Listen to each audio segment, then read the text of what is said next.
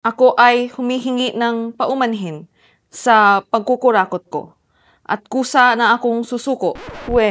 Tingin niyo ba gagawin yun ni Zaldi ko?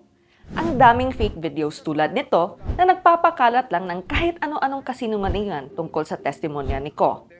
At sa nakaraang buwan, marami pang ibang uri ng fake news about disasters, politicians, pati pa nga Pasko. Here are 5 false claims that were spread this month and know the facts behind these.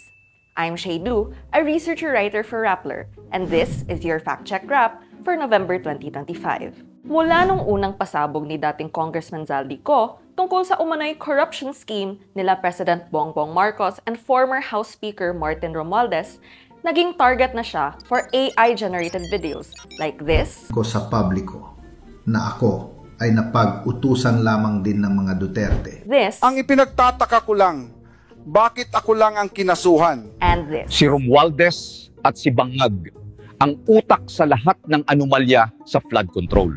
Fake ang lahat ng video na yan. At mabe-verify mo yon by going to Zaldi Co's official Facebook page and checking the real videos posted there. Grabe naman kayo, no? Nakakaloka na nga yung totoong mga revelasyon ni Zaldi. Dadagdagan nyo pa ng kasinungalingan? Ako ang inang Sierra Madre at ihihinto ko ang lahat ng bagyo. Sure ba yan? Ayon sa mga scientist, OA lang talaga ang claims na tulad nito.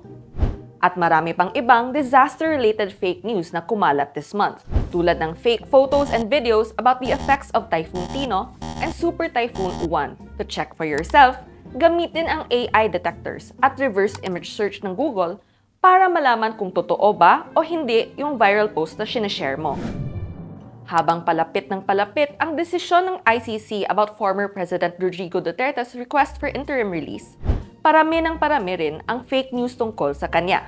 Hindi siya nahimatay sa loob ng kulungan. Hindi siya yung itinuturo ni Zaldi Co at Tito Soto na nasa likod ng testimonya laban kay Marcos. At hindi pa nga na-dismiss yung mga kaso laban sa kanya. Paulit-ulit, di rin nagpapahuli itong si Pangulong Marcos sa paramihan ng fake news laban sa kanya. Oo, nagkanda loko-loko na yung buhay niya sa dami ng paratang laban sa kanya. Pero, holding on pa rin ang kuya niyo. Hindi siya nag-resign, hindi pa siya kinasuhan para sa flood control o PhilHealth scandals, at di rin siya tumakas mula sa Pilipinas. Oo na, alam naming ayaw niyo sa kanya. Pero, stick to the facts naman. Marami naman kayong makukuhang material na pampuna kung susundan nyo lang ang truthful reports ng Rappler. Ilang linggo na lang, Pasko na! At alam nyo na ang meaning niyan. Oo, sandamakmak na naman ang fake news tungkol sa holiday na ito.